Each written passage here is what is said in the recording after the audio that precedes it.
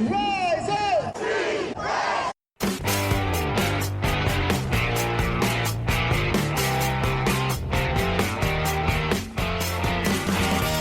This is the Rise Up See Red podcast, all about the Arizona Cardinals and the NFL, featuring insider and outsider perspectives. Enjoy the best hour of Cardinals talk on the web. Now here are your hosts, Jess Root and Seth Cox.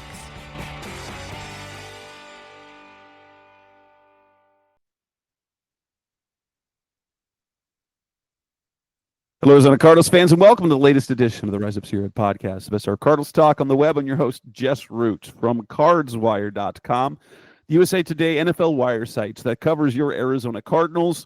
And recording with me is co-host Seth Cox from revengeofthebirds.com, SB Nation's Arizona Cardinals site, as we continue on our off-season shows as we kind of work through things. We're coming up. There's still NFL playoffs, so we will talk playoffs as well. But we're in January. Like I actually completely missed the first draft thing being the Hula Bowl. I know it's not that big a deal. No, most they doesn't yet, but like the Hula Bowl happened, and what? But they've met with players, and those tend to be, of course, lesser, heralded prospects in general. But the Hula Bowl's done. We've got the Senior Bowl coming up in a couple of weeks, so we'll have content for weeks and months.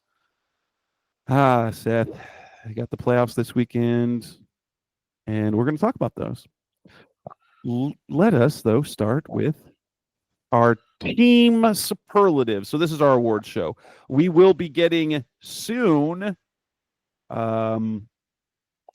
announcements for league awards. We're starting to get those across. I just put in my votes for the Pro Football Writers of America. They're all pro, they're all NFL and conference teams and stuff like that, and all rookie teams. And it's time to do that for the Cardinals, isn't it, Seth? Since we've given the positions great, but let's talk about the best and the worst, right?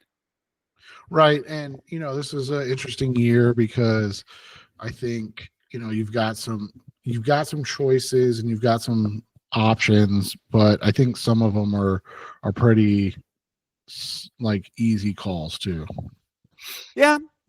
And so the awards, we're going to kind of go through awards. No one's actually getting awards. We're going to go with the team MVP.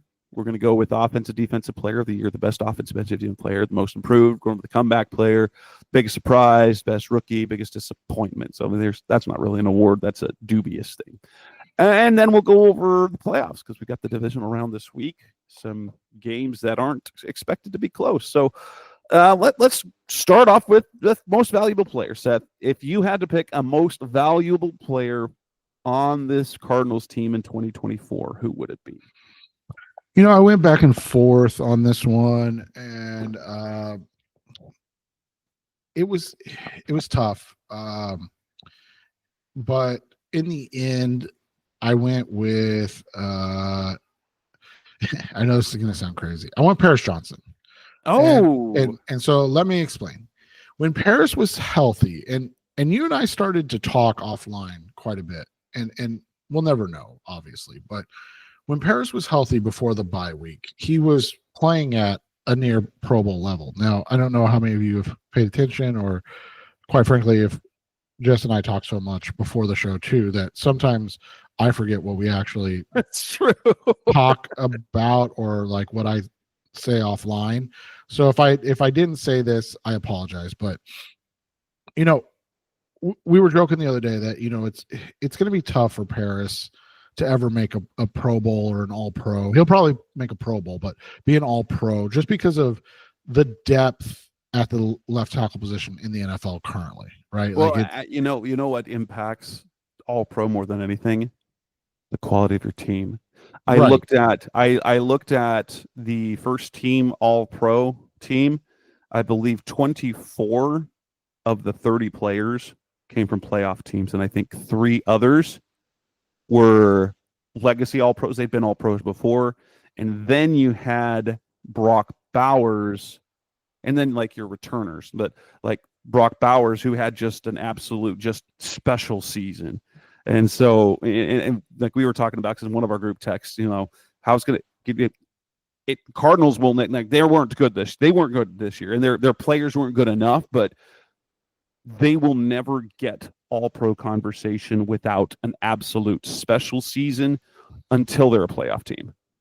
Right. And so, you look at the way Paris had played, and so I'm giving him a little bit of a benefit of a doubt too. Like, I don't know if anything was wrong beforehand, but man, he came back after the bye week and he started to struggle a little bit. And it was interesting because as he started to struggle, obviously Kyler, the offense, started to struggle a little bit. We saw the improvement of the defense, and it was a great sign. We were all very excited about, right?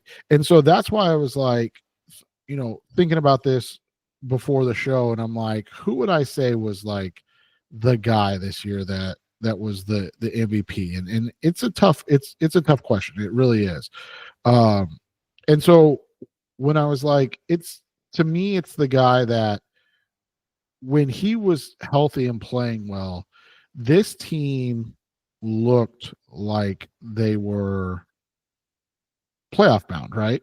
Like, yeah, we were like, hey, this is they're on the and so his injury, his the decline in play, injury, whatever it was, downtick in play.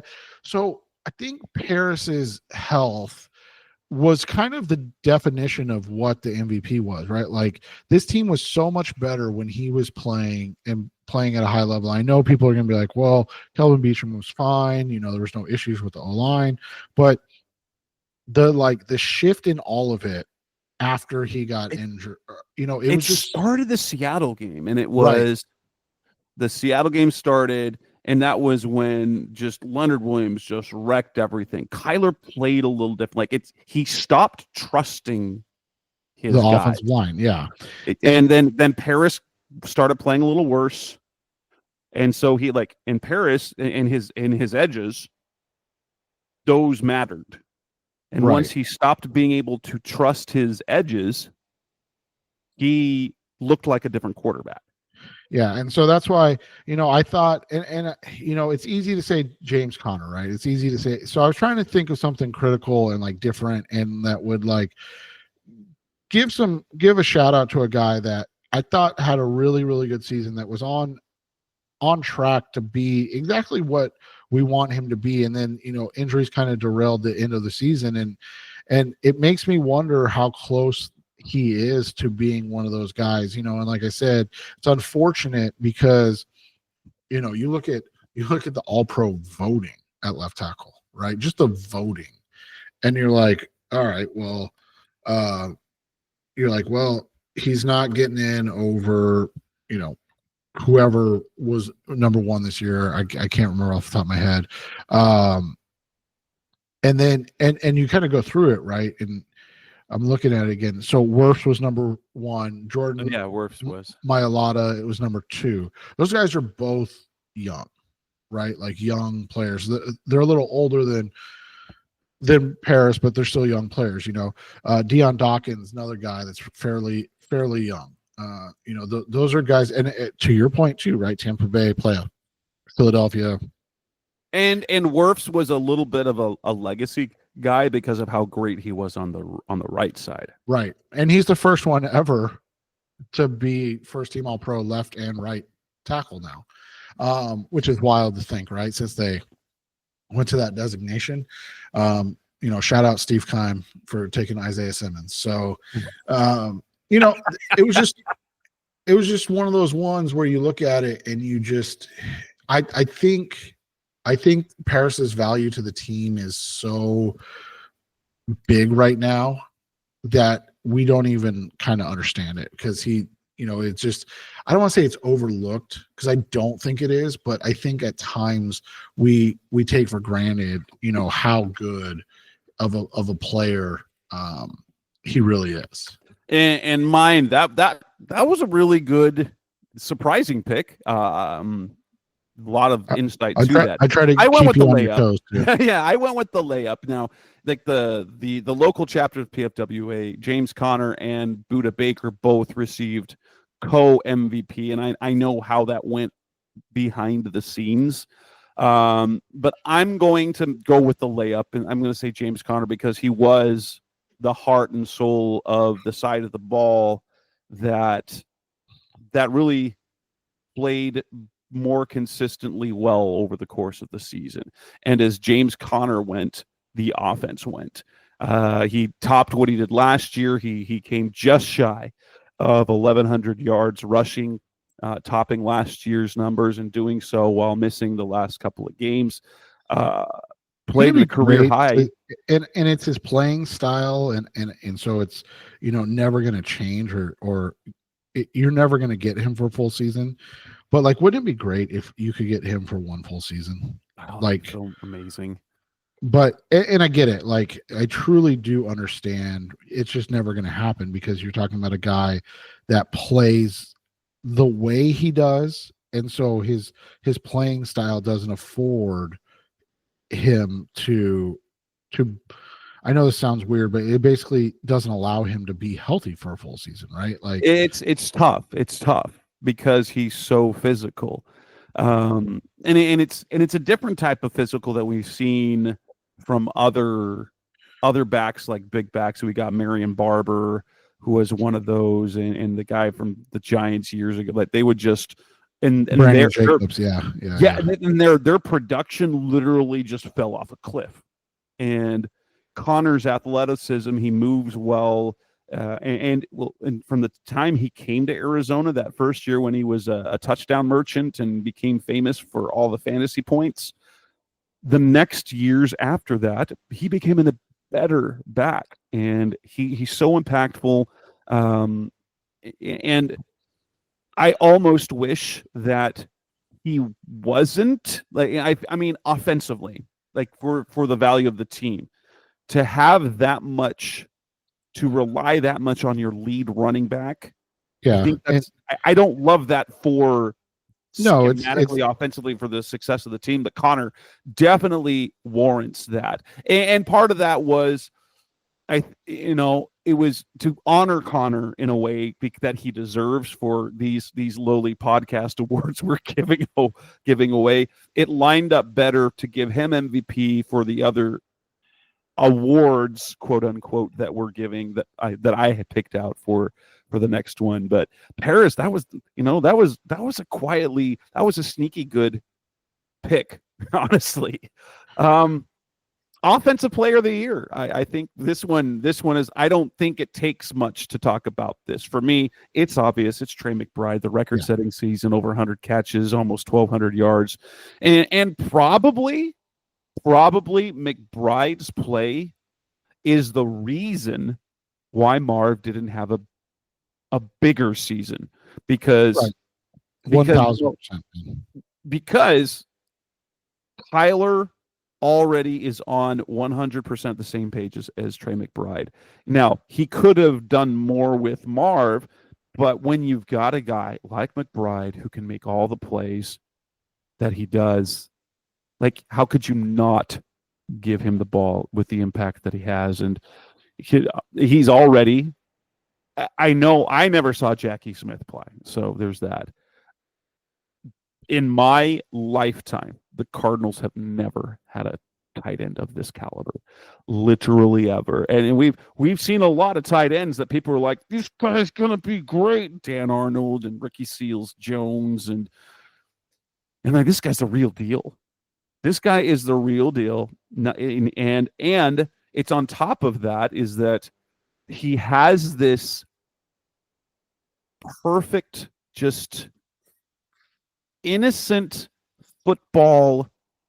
He's intense, but there is something, and I hope it doesn't go away. I don't hope it doesn't go away as he gets a little older, as he gets the big contract, but just he's an absolute joy to watch, the way he smiles, the way he interacts with fans. It reminds me of George Kittle in that sense, because George Kittle is just an oddball.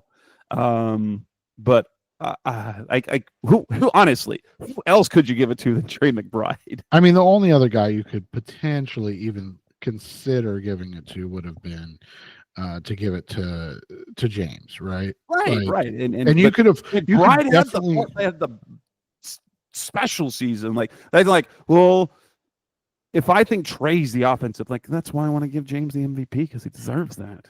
Right. And that's what I was gonna say. You would have to flip it, right? You'd have to do one or the other. Like you can deal with both of them that way. So yeah, it's a really, I think you're right. And like I said, that would be mine too. It's a pretty, like you said, fairly straightforward, easy pick. Like not a whole lot of controversy or questions about that one. And I think the same could be said on the defensive side of the ball. This one is also a layup. It's a, minus 10,000 odds in terms of betting. If anyone were betting on these, it's got to be Budda Baker because he was the best and most impactful, had the best statistical season.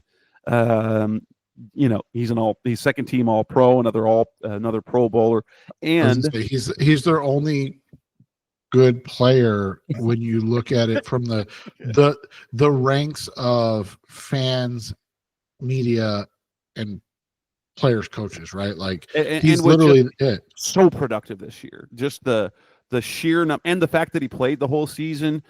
I mean, last year we talked about it last year. He was not otherworldly. He is a special player in the impact that he has. But last season in 2023, we felt like Budda was maybe coming down, and then to have the season that he had this year was so good. He was so good this year. You just wish that he could make more plays on balls. Like he dropped a couple interceptions, but let's be fair. This is the player he was destined to be when he came into the league. What was the knock? What was really the only knock about Baker coming out of college? Right. It was his hands. It was the interceptions. And you've got a guy that's been excellent as a leader for the defense that, has embraced what Jonathan Gannon and Nick Rollis are doing on defense. And it's interesting, right, to see the turnaround and just his belief. And I know, it's easy to say that when you're like, oh yeah, but he got paid again. So, and that's true. And you and I can recognize that, but like to see the leadership and how he has been, it's been really impressive, right?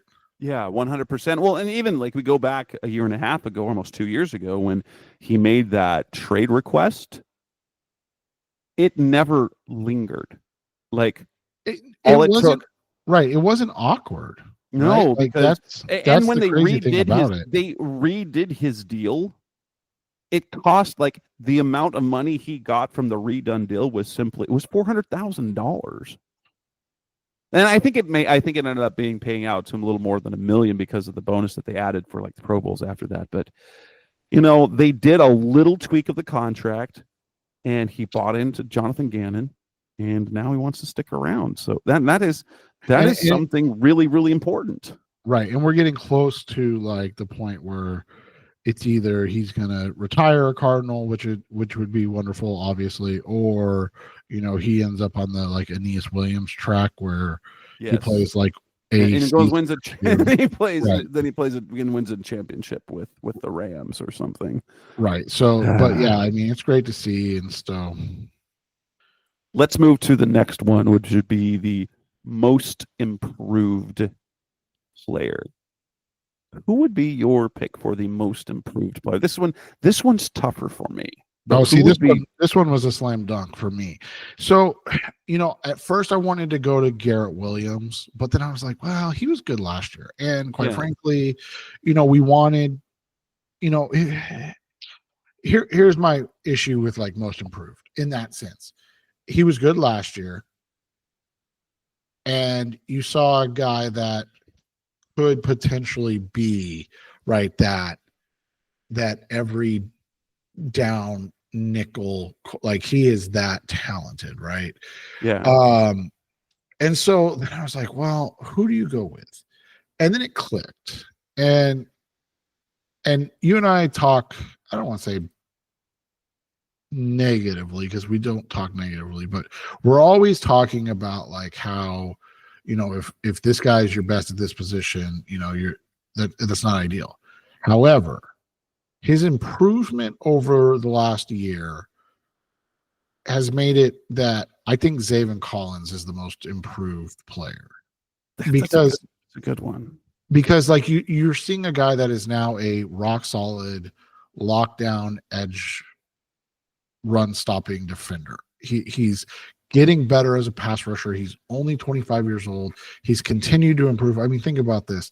When we talk about college prospect, right? What do we want to see? Growth yearly, like, right? That continued growth, not the oh crap, like he had a freak 10 sack season after averaging 1 sack a season, right? Yeah. And so last year 3.5, this year 5. Like he is improving, and he's unfortunately, unfairly, maybe is the better term, had to be the primary pass rusher, which is just not.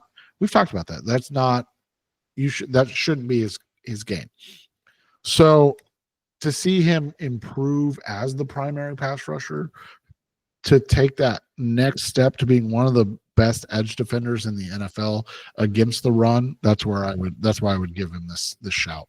That's a good one. I was almost there, but actually I went to a guy that had even no expectations. And I'm going to go with Jesse Luketa, another edge guy, because he went from being literally just nothing. Yeah, an afterthought on the roster, a guy who couldn't even, like last year, didn't make the roster initially.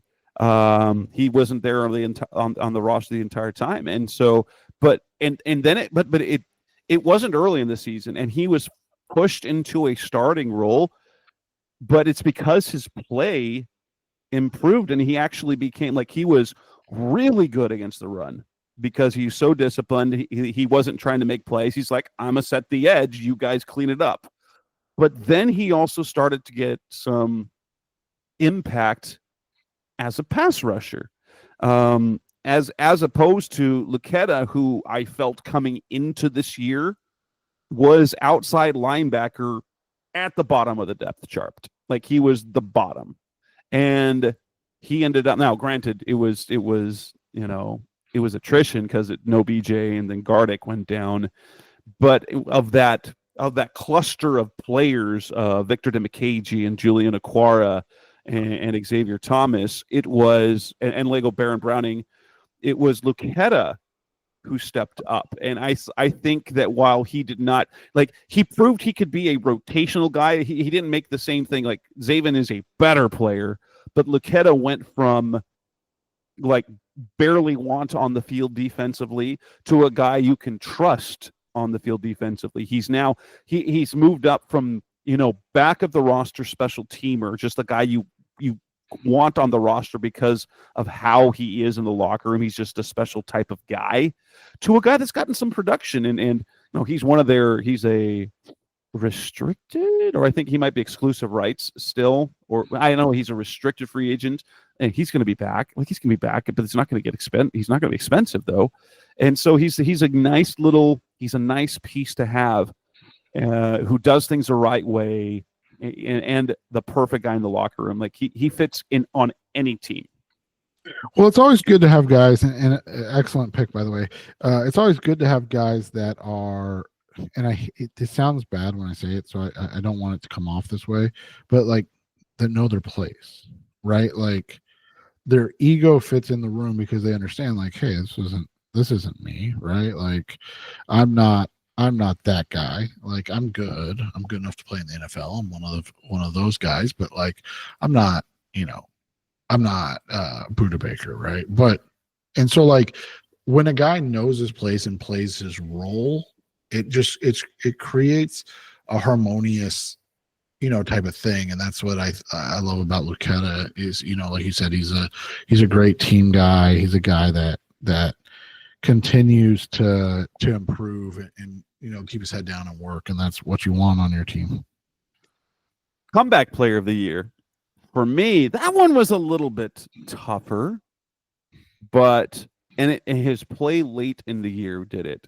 And for me, that's LJ Collier, because he had the one game in 2023, And while I thought the first half of the season was really unspectacular, he became a presence defensively late in the year. And for the fact of the matter that he basically had his first ever healthy season in the NFL. This is a guy who was a first round pick, who was viewed as a disruptor. That he played his second season in the NFL in Seattle. He played all 16 games, had 3 sacks, but playing as a 4-3 edge, as a defensive end. And he's always been kind of a tweener in that sense because he's big.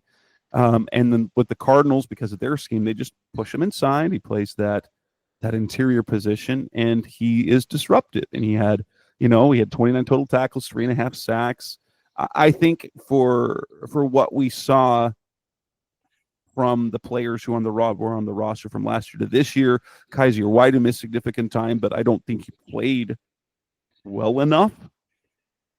Like there wasn't that great comeback, as opposed to Collier, who missed the entire season basically and played pretty well. Yeah, and we talked about most improved, and there was a reason I ended up going with Zaven over Garrett, because I gave this to Garrett, right? Like, I know he played slightly last year, but to see him come in this year and you mentioned it, it's very difficult for Arizona Cardinals to get the recognition they deserve, especially when you're talking about the best cornerback nobody knows about. Right. And he's turning into a guy that people know, and like people are like, wait, who's Garrett Williams? And that's a cool thing when you're, a Cardinals fan and you can watch that maturation happen. This is one of those picks where when it happened, we were like, I don't know, right? Because like you're picking an injured guy that it doesn't have great size, this, that, and the other, and then he just comes out and he's a straight up baller, and he's really good, and it's a lot of fun to watch him play. And so that's why I would give it to Garrett Williams. Biggest surprise. Who was your biggest surprise this season? Again, this one was a little tougher because I think there were some good and bad surprises. For me, I think the biggest surprise in the positive direction, and I know people are going to laugh at this, Chad Ryland.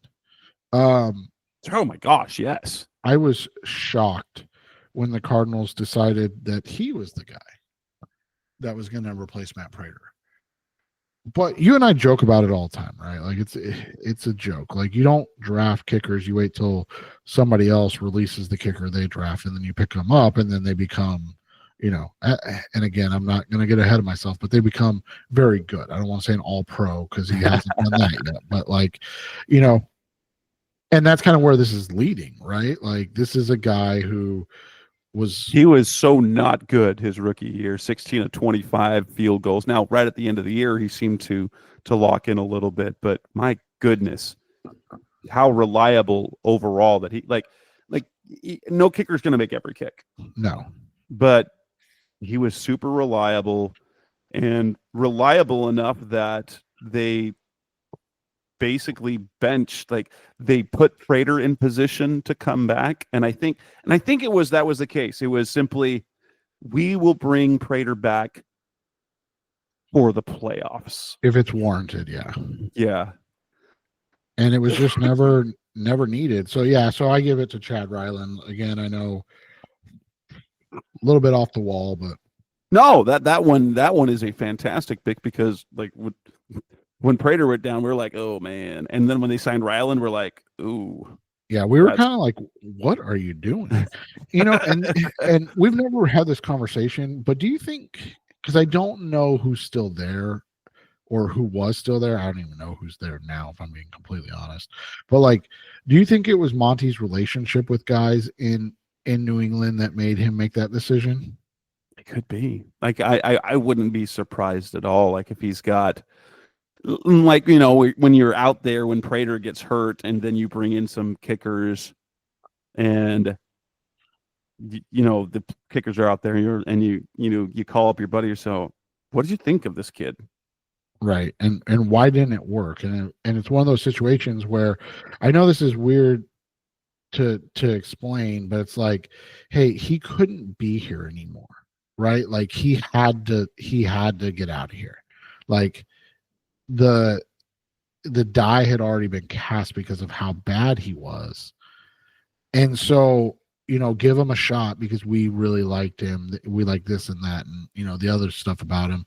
And that's why I wondered that. We've never talked about that, but I was just thinking that I'm like, I wonder if Monty's, if the influence of New England and guys he knows, they were like, hey, he's not going to work here because of how bad the start was, but I think he'd be great there. That's well, and here's the fact of the matter is that you like, especially when the Cardinals have had to find kickers off the streets before, you never know. So you literally never know. That is, and he was like honestly a surprise. I'm going to look at as well as the surprise for this year, of course, as a good thing, and that would be. I'm going to tie it between. Now, Ryland was a big surprise, but the play of the impact of Mac Wilson. Yeah, when they signed him, you're like, a 3-year deal. He's a guy who had been a starter as rookie, but basically was just a special teams player with sprinkled in rotational stuff, and to have the impact that he did. I guess it didn't feel as surprising because he was one of their big free agent additions, but they were going out on a limb for that one. To to sign a guy to starter money who hadn't shown any time recently that he was going to be a good starter. You know what it matched? They did the same thing that they did with Josh Woods last year. But they gave Josh Woods a 1-year deal. It was a 1-year deal, and they're like, okay, you can play special teams for us. And he proved that he could start. Mac was kind of the same type of guy with more, like he had a better pedigree coming in because of his time in college and things like that. But then they're like, they invested in him. And so that for me, for him to end up having the impact and potentially, he quite potentially is going to be their defensive quarterback a season from now, is how things are looking, since, Kaiser seemed to tease a departure, that Mac's going to be the guy. Yeah, and it begs the question, is the next guy Owens, or are we going to be talking about Owen Papo as the, Yeah, that's one of the fun questions of the offseason. Best rookie or the top rookie, our Cardinals rookie of the year. Are you gonna play around and try to sneak in something other than Marv? I mean, Marv didn't have the year that so many of us wanted. We thought, 1,100 yards, easy, right? He's gonna have 90 catches and 1,100 yards. He's gonna have 10 touchdowns, and it just didn't happen. And compared to, like, he's not going to make an all-rookie team. He's not going to make the offensive rookie of the year. Brian Thomas and Lad McConkey and Malik Neighbors all had far better seasons than he had. But, I mean, comparatively, historically, had one of the best rookie seasons for a receiver that the Cardinals have ever had. He's number 2 in receiving yards for a rookie. He tied the rookie record. He had more catches than Larry Fitzgerald did his rookie season. 62 catches, 885 yards, 8 touchdowns. That's a pretty dang solid first year. It just pales. It feels less good when you see other teams. Well, and then you look at the reasons why those other like Brian Thomas and Lad McConkey and Malik Neighbors had monster seasons. Guess what? They had nobody else to help them. So they just throw them the ball. The Cardinals had 1,100. They had almost had a 1,200 yard. They had a 1,200 yard tight end receiver in Trey McBride. And so, when you get nearly 900 yards from your second most productive receiver, that's good. And so, can you even entertain giving the top rookie award to anyone other than Marv? No. Next question. And this is the last one, which is not the best one for you. What was and okay, and maybe it doesn't, like, in terms of player disappointment, what was your biggest player disappointment for 2024? I think it can coincide, a little bit, but I would go with the passing game in general. I just expected more, and maybe that was foolish because, as you stated, your top pass catcher is a third-year tight end who's excellent. I don't want to take anything away from him, but it's still the third best at his position in the league, right? Which is good. I mean, I don't want anybody to think I'm saying that's bad. It's just, he's not an all-pro. And then a rookie. And so, those things should have probably told us that it wasn't going to be this, high-powered offense the whole time. But, so that was a little disappointing. So I think it would be a combination of, whether it's Marvin or Kyler or just the pass game in general. That's how I kind of look at it. Yeah, for me, I didn't really feel that the Cardinals had many players who were disappointing, like wildly disappointing in terms of quality of play. But rather, and I think this is like, I think if we went back and listened to these shows for the last couple of years, it almost always is the result of injury. And so that ends up being disappointing in that way. And for me, I look at, in particular, the biggest disappointment was not getting a full season out of Justin Jones. And I mean, like, secondarily would be Darius Robinson, because, his first round pick, the impact that it looks like he can have, and it did nothing. There were things like film wise that you like, but the number one is they paid Justin Jones a lot of money to come here after he had his best, when it looked like he was ascending as a pass rusher in the middle of the defensive line, and to have him, like, statistically, he did nothing. He statistically was nothing. He didn't really impact the pass game, although you did see a drastic decline in quality of run defense after his season-ending injury. But for me, Justin Jones was the biggest disappointment of the season because he came in as their highest paid. They're like outside of Jonah Williams, but he was their offseason prize on the defensive side of the ball, and ultimately neither was durable nor productive. Yeah, and that's always disappointing to see.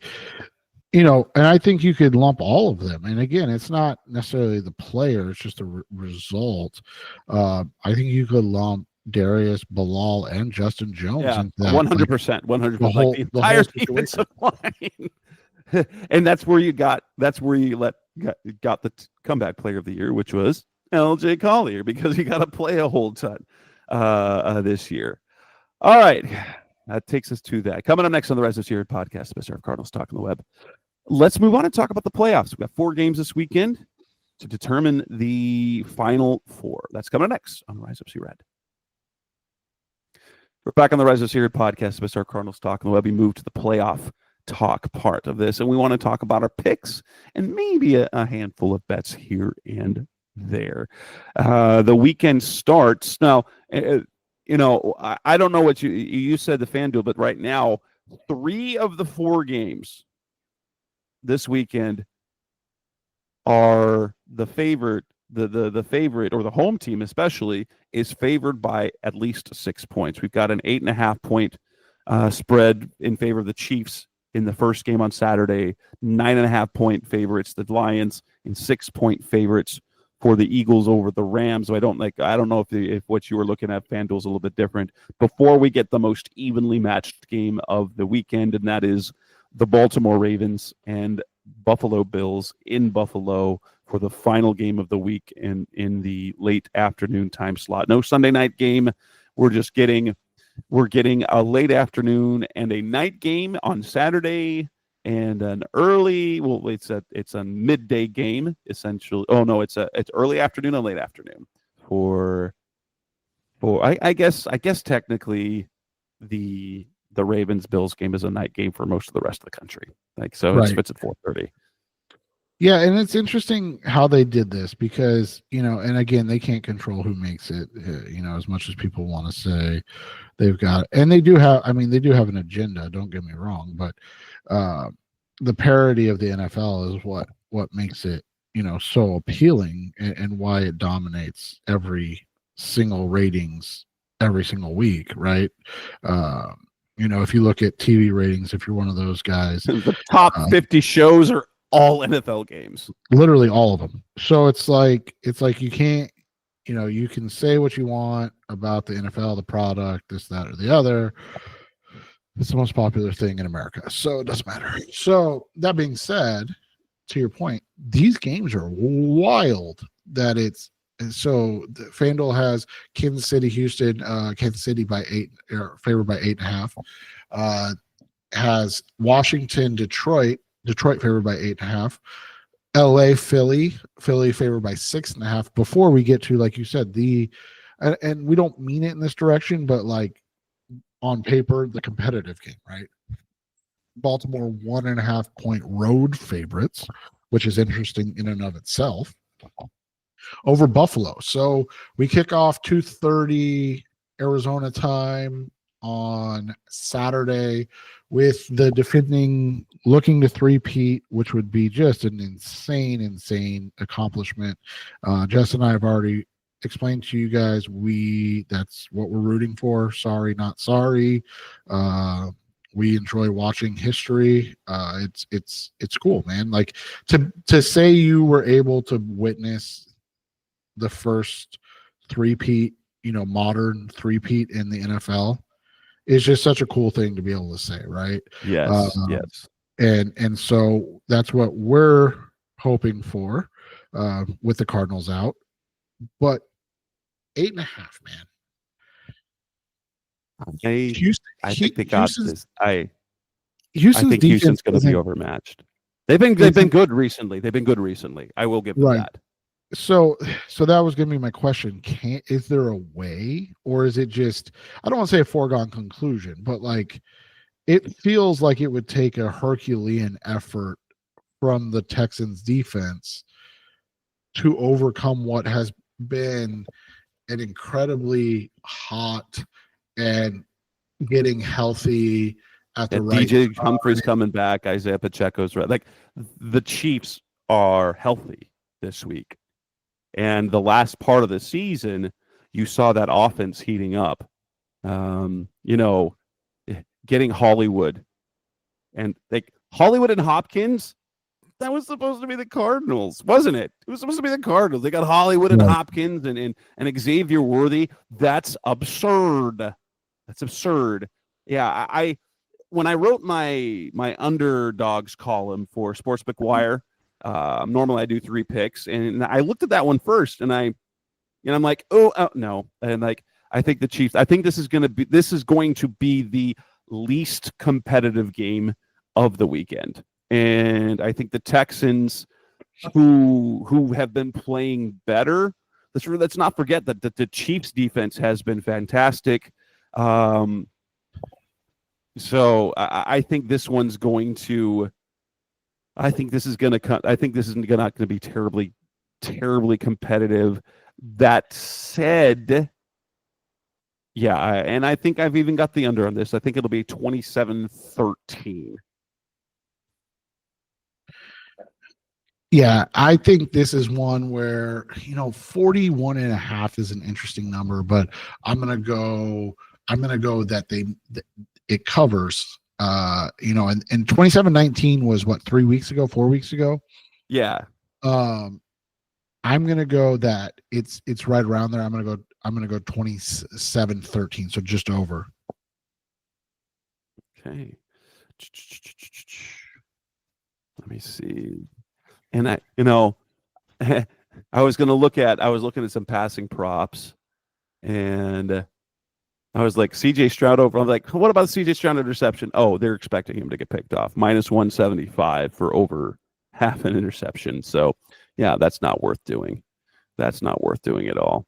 And I will say that I think props are a lot harder in the playoffs because there's a little less trendiness to it. I do like Isaiah Pacheco over the 41.5 rushing yards, and then give him plus 110 at 50 plus, but not higher than that. So the first thing I'm going for, because it's an insane thing, Travis Kelce over 53.5 receiving yards, and ladder that up to 70. I think I've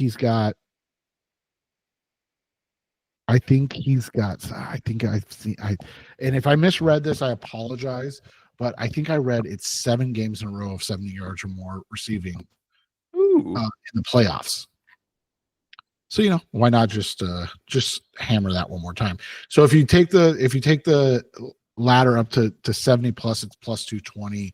If you just take the 53.5, it's minus 113. So I'm double checking my information right now, just in case. I don't want to give bad info. 1, 2, 3, 4, 5, 6, 7, 8, 9, 10. Sorry, I lied.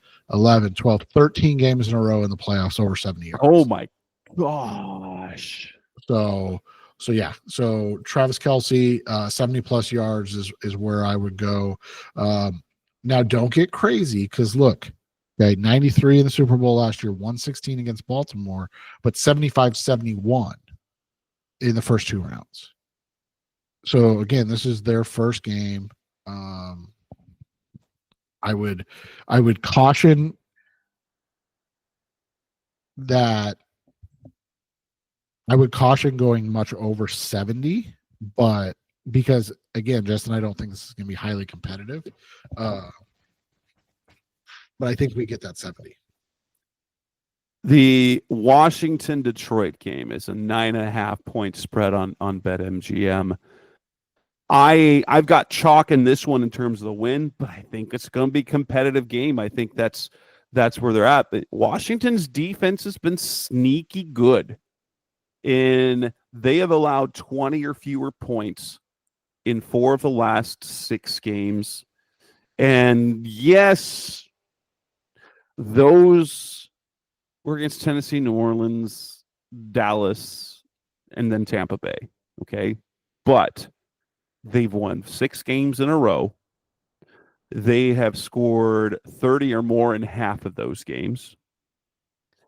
And Detroit's defense, outside of Minnesota's disaster and against the Chicago Bears, who are terrible, they gave up 34 to the 49ers. They gave up 48 to the Bills. They gave up 31 to the Packers. That defense is not doing great. Now, they did fantastically in Minnesota, but that was a disaster. And so I expect this game to be a touchdown. I'm not saying it's going to be the Washington's going to win. I just think I think it'll be a 1-score game, and I think it will be. And I also think it's not gonna reach that 55.5. I don't think at all. I think it'll be probably a 27-23 or 27-20 type game. Yeah, this is a tough one, man. I mean, I'm not sure where I fall on this game overall this season. But you look at it, they, when you look at like opponents, right? You see that Detroit's just been so consistently good outside of that Tampa Bay game that was early in the season, right? And so it's hard to look at the Commanders and buy them competing or winning this game. Right. I'm not going to be crazy to say they're going to beat beat the Lions. I just think it'll be a touchdown instead of 2 touchdowns. Yeah, so that's kind of where I'm at too. So I'm gonna go with I'm gonna go that this is one of those where the Lions win, and I'm gonna go 55.5 is so much, dude. I'm gonna go Yeah. let's go 28 to 20. So they get you on the hook. Yeah, that would work. That would work. I don't love any of the props in this game. Recording in progress. But let me see.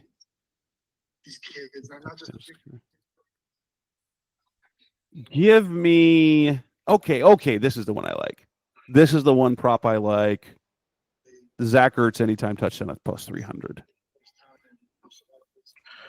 Yeah, Ertz has been on fire for them, right? And he's such a security blanket for, because he's not dynamic now. He's just reliable. And yeah, and he's been good this year. Like, he's not been like, wow, he wasn't Trey McBride, but he's been making plays. He's been making plays. Yeah. Any props that you like in that game? The one thing I'm looking at that's tough, I'm gonna take Eckler over his receiving yards again. Ooh. But they're not. Oh, there they are. Why is it? Holy cow! They changed their layout. You're killing me, FanDuel. So I would take him. His receiving yards are at 23.5. I would take. I mean, it's close enough. I know we usually say this the opposite way, but I would take him 25 plus, laddered up to 40. I like that one, and then the other one I like. I love the Ertz prop, by the way. Ertz anytime touchdown is plus 270, so a little better on your end. They're really juicing De'Ami Brown, right? Like that's kind of crazy to see him. But the one I'm looking at, Cliff, the way they do things, John Bates plus 1,500 anytime touchdown. They almost got him in last game, remember? Yeah. And so I'm again, don't go crazy. Don't be like, hey, I'm going to put $100 on this. Sprinkle a few dollars on there. But yeah, put a 10 spot on it, win $150, and have enough to bet whatever you want to bet on Friday or on Sunday. Yeah, and which takes us to Rams Eagles, where Eagles are at home, favored by 6. Here's the thing. I'm not confident enough to say the Rams are going to win, but I believe that they're going to make this game really, really tough. And I know, especially they played each other, and the Eagles just absolutely ran all. It was the Saquon game was so good, but this Rams defense has been fantastic. They have 4 out of their last 5 games held teams under 10 points. And they found their offense started clicking last week. And while Philly's defense is number 1 in the league in yards and number 2 in scoring, and they've held opponents to under 20 points in 6 of their last 7 games, I just feel this is going to be a hard game to watch. I think it is going to be a slugfest, and I don't think it's going to be very I'm expecting a close game. I'm thinking 20-16 is what this game's going to be. One of the things about this game that's really interesting to me is that you've had a Rams offense that's really found its footing, and a Eagles offense that looks out of sorts a lot. That being said, 44.5 feels heavy on this game. And so I'm going to go by the hook again. I'm going to take the Rams to cover, but I'm going to take the Eagles to win 24-20. Here's the big one for me.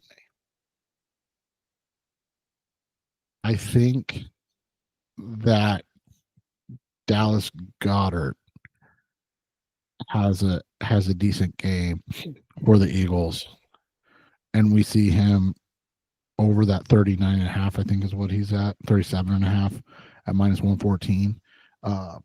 That's the one thing I like in this one. The other one go ahead.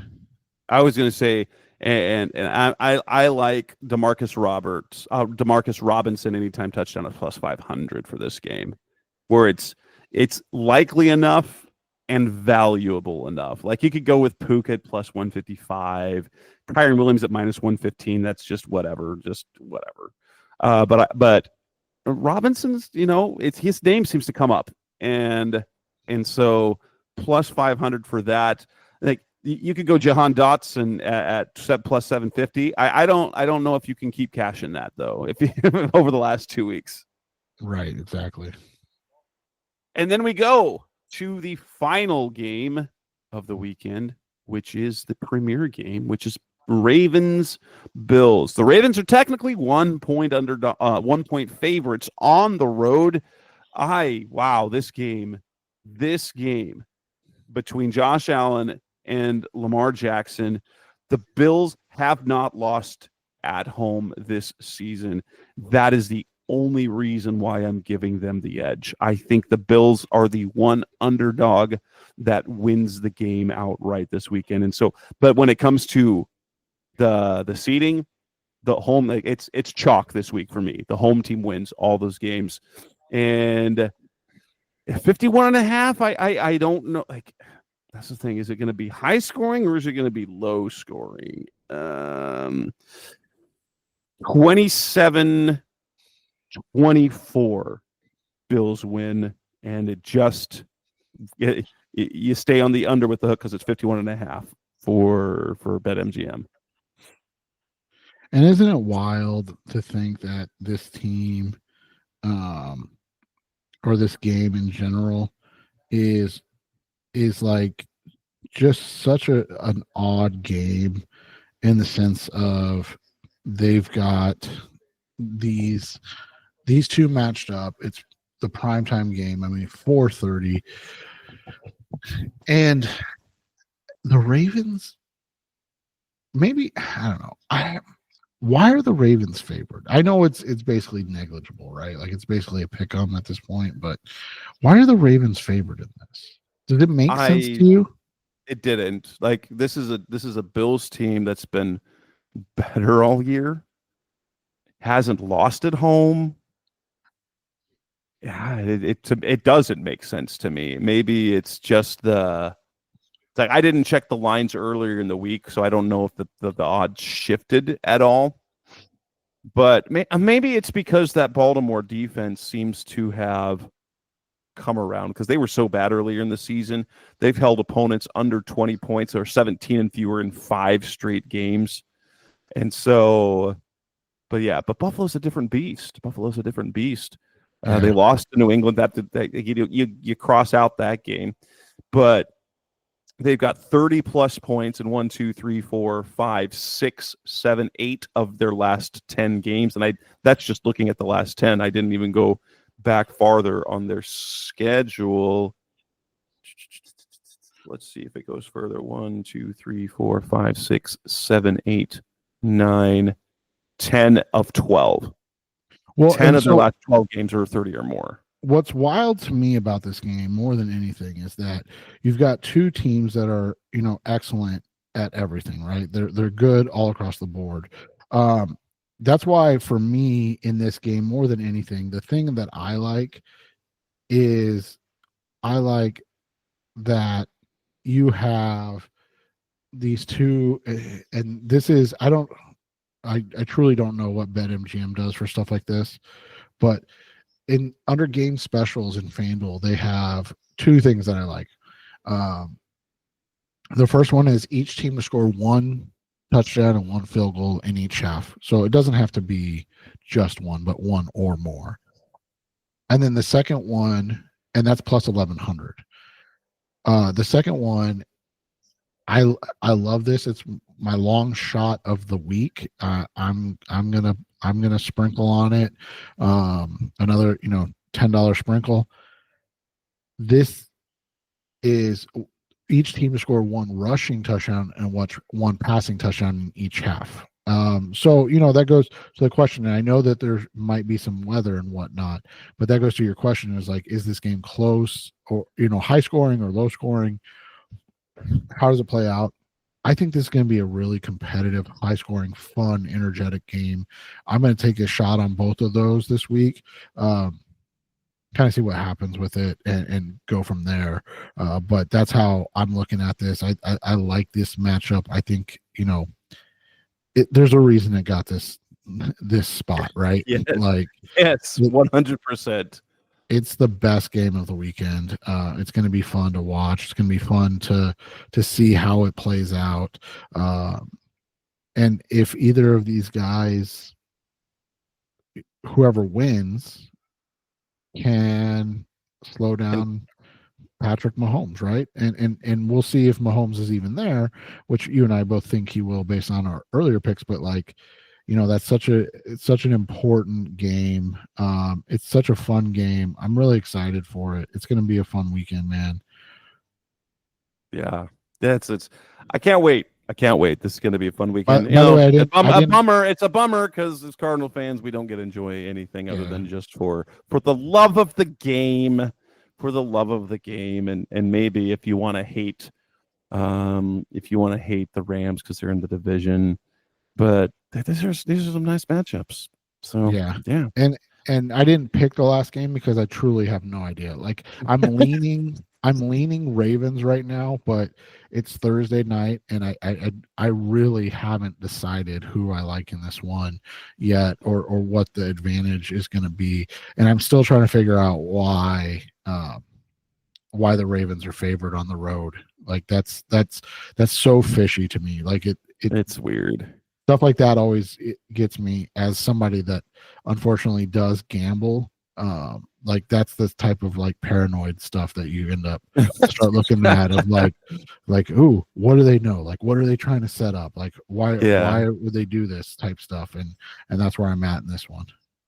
All right. With that, we will wrap up this edition of the Rise Up C Red podcast. Best our Cardinals talk on the web. Seth and I will be back next week to talk about more Cardinals offseason. And of course, we're going to talk NFL playoffs. That's Seth Cox. I'm Jess Root. Thanks for listening. As always, we'll be back again soon. Thanks for listening to the latest edition of the Rise Up C Red podcast. Listen to previous episodes and subscribe to the show on Apple Podcasts, Stitcher Radio, Audioboom, or many other podcast platforms so shows are delivered directly to your mobile device. Please give the show a 5-star rating and always support the sponsors who support the show. We'll be back soon for the best hour of Cardinals talk on the web. Rise Up Red C, be Red C Red, and of course, Rise Up C Red.